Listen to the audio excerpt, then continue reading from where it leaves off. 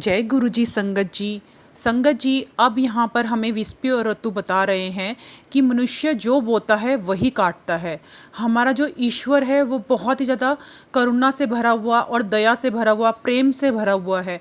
पर जो मनुष्य होता है वो उसकी इस दया भाव का फ़ायदा उठाने लगता है। संगत जी वो हमें बता रहे हैं कि उस ईश्वर ने हमें एक अवचेतन मन दिया है और यह अवचेतन मन इस सिद्धांत पर ही काम करता है कि हम जैसा बोएंगे वैसा ही काटेंगे। तो फिर अन्याय क्या? तो हम फिर ईश्वर को कैसे कह सकते हैं कि ईश्वर हमारे साथ अन्याय करता है? क्योंकि ईश्वर ने सब कुछ आपके हाथ में रखा है, अच्छे के बदले अच्छा और बुरे के बदले में बुरा। तो फिर उसमें अन्याय कहाँ है संगत जी? अन्याय कहीं भी नहीं है। उस ईश्वर ने सारी पावर आपको दी है कि आप जैसा करेंगे वैसा ही फल पाएंगे। यदि आपने किसी को नुकसान पहुंचाया है तो उसका हिसाब आपको चुकाना ही पड़ता है और आपका अवचेतन मन आपके दुखों का अनुभव कराता है। संगत जी कई बार हम बहुत ज़्यादा दुख भोग रहे होते हैं और फिर हम कंप्लेंट कर रहे होते हैं कि पता नहीं हमारे साथ ऐसा सब कुछ क्यों हो रहा है, हमने ऐसे कौन से बुरे कर्म कर दिए हैं जो हमारे साथ ही ऐसा हो रहा है। पर संगत जी हम भूल जाते हैं कि हमारे कर्मों का हिसाब यहीं पर होना है। तो इसलिए हमें अपने कर्म भुगतने ही पड़ते हैं, चाहे वो पिछले जन्म के कर्म हो चाहे वो इस जन्म के कर्म हो। हमें अपने कर्मों का लेना देना यहाँ पर भुगत कर ही जाना होता है। इसलिए हमें कभी भी ये कंप्लेंट नहीं रखनी चाहिए कि ईश्वर आपने पता नहीं ये सब हमारे साथ क्यों कर रहे हो, आप न्याय नहीं कर रहे हो। संगत जी सब कुछ यहाँ बताया जा रहा है कि ईश्वर ने आपको आपके हाथ में रखा है कि जैसा आप बोओगे वैसा ही आप काटोगे।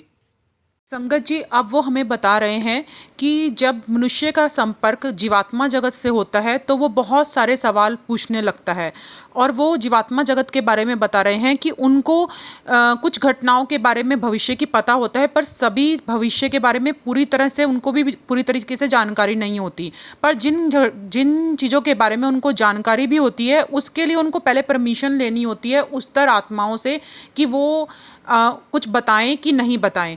तो इसलिए वो ये हमसे विनती करते हैं कि आप ये भविष्य के बारे में ज़्यादा जानने की कोशिश मत किया करो और बहुत सारे क्वेश्चंस मत पुट किया करो।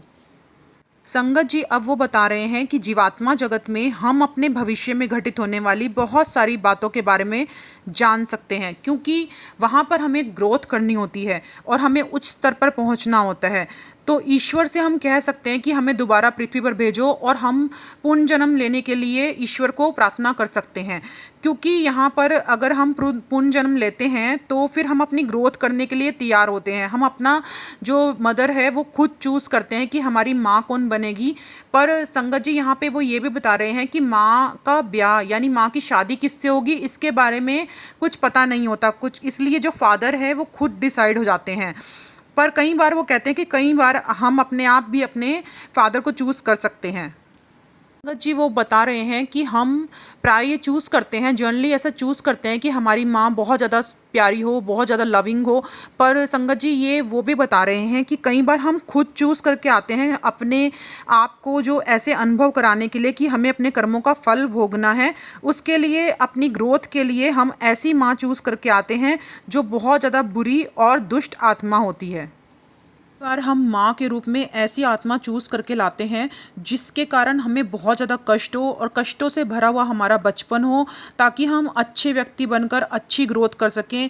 और ये हम जोखिम खुद ही उठा के लाते हैं, यानी ये हम खुद ही चूज़ करते हैं कि हमारी माँ किस टाइप की हो और हमें कितना ज़्यादा कष्ट मिले, हमारे जीवन में हमें कितना ज़्यादा कष्ट होना चाहिए जिससे हम अपने मन को वश में करके फिर अपनी ग्रोथ अच्छे से कर सकें और अपनी आत्मा की शुद्धि कर सकें। इसके लिए वो बताते हैं कि हमें बहुत ज़्यादा जोखिम भी होता है कि कई बार ऐसा हो सकता है कि आप नीचे स्तर पे पहुंच जाएं, आप अच्छे से ग्रोथ भी ना कर पाएं।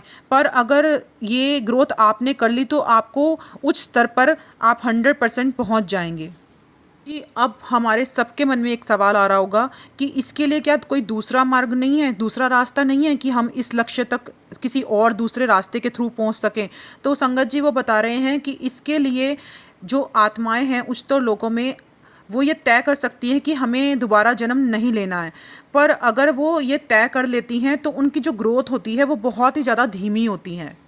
इससे पता चलता है कि जब आत्माएं जो नीचे धरती पर आती हैं वो कितना बड़ा जोखिम उठाकर आती हैं, कि हो सकता है कि वो उच्च स्तर पर भी पहुंच जाएं ग्रोथ करके, और हो सकता है कि वो और ज़्यादा नीचे स्तर पर भी पहुंच जाएं। तो आत्माओं को कितना ज़्यादा जोखिम होता है नीचे आने के लिए। पर संगत जी, कुछ आत्माएं होती हैं जो अपनी प्रियजनों की मदद के लिए भी नीचे आती हैं। संगत जी, अब हमें यहाँ पे ये समझ आता है कि हम कितना बड़ा रिस्क उठाकर धरती पर आए हुए हैं और हम अपना कैसे टाइम वेस्ट कर रहे हैं। संगत जी, हम अपनी ग्रोथ के लिए नीचे आए हैं, तो हमें उस सर्वशक्तिमान ईश्वर में ध्यान लगाना है और अपनी ग्रोथ में ध्यान लगाना है, ना कि हमें इधर उधर की बातों में ध्यान लगाना है। इसलिए संगत जी, हमें जितना हो सके हमें सत्संग, शब्द और गुरबानी और मंत्र जाप में ध्यान लगाना है संगत जी। क्योंकि संगत जी, इसके थ्रू हमें जो गाइडेंस मिलेगी ना उस ईश्वर से, वही हमारे लिए सही गाइडेंस होगी और हम सही रास्ते पर चल पाएंगे। क्योंकि हम अपने आप जो रास्ता चूज़ कर रहे हैं वो शायद रास्ता सही भी ना हो, पर जो गुरुजी या जो हमें सर्वशक्तिमान रास्ता चूज़ करवाता है वो हमारे लिए हमेशा ही सही रास्ता होता है। आज से पता चलता है कि जीवात्मा जगत में हम कितने आज़ाद हो जाते हैं और कितना ज़्यादा हम अपना खुद तय करते हैं, सब कुछ और जैसा चाहते हैं वैसा कर सकते हैं। यानी हमें बहुत सारी फ्री विल्स होती हैं। जीवात्मा जगत में आप उच्चतम लोक में हैं तो आपको नीचे गिरने का बिल्कुल भी डर नहीं होता। संगत जी, वो ये भी बताते हैं कि जो पृथ्वी पर जो उच्चतर आत्माएं होती हैं, वो ही जब पूर्ण जन्म लेती हैं तो उनका जो सबकॉन्शियस माइंड है या जो उनका अवचेतन मन है, वो उनको पूरी तरीके से गाइड कर रहा होता है। तो इसलिए उनको अच्छे और बुरे का ज्ञान होता है, इसलिए उनके लिए उन्नति फिर भी आसान होती है।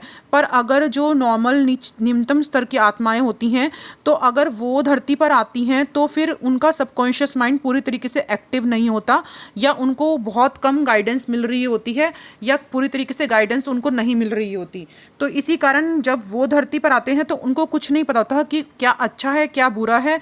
इसलिए जब वो अपनी ग्रोथ जो होती है उनकी, वो बहुत ही मुश्किल से होती है, क्योंकि उनको वो जोखिम उठाकर ही आते हैं धरती पर, कि हो सकता है कि उनको जो वो कर्म कर रहे हैं उसके थ्रू वो अपनी ग्रोथ कर सकें, और हो सकता है कि वो ऐसे कर्म करें कि जिनकी वजह से वो दोबारा बहुत ज़्यादा निचले स्तर पर पहुंच जाए। तो ये हर आत्मा के लिए एक रिस्क ही होता है कि वो क्या करेंगी धरती पर आकर। अब यहाँ पर विस्पी ऋतु ये भी बता रहे हैं कि उन्होंने अपनी माता का खुद ही चयन किया था और वो अपनी मम्मी से बहुत ज़्यादा प्यार करते थे। जय गुरु जी संगत जी। संगत जी, अब मैं अपने सत्संग को यहीं विराम देती हूँ। संगत जी, आप सबसे मेरी रिक्वेस्ट है कि सत्संग को आप ज़रूर शेयर किया करो, क्योंकि सत्संग सुनन वाले दा भी कल्याण ते सत्संग सुनान वाले दा भी कल्याण। तो आप, मैं और हम सब इस कल्याण के हिस्सेदारी बने।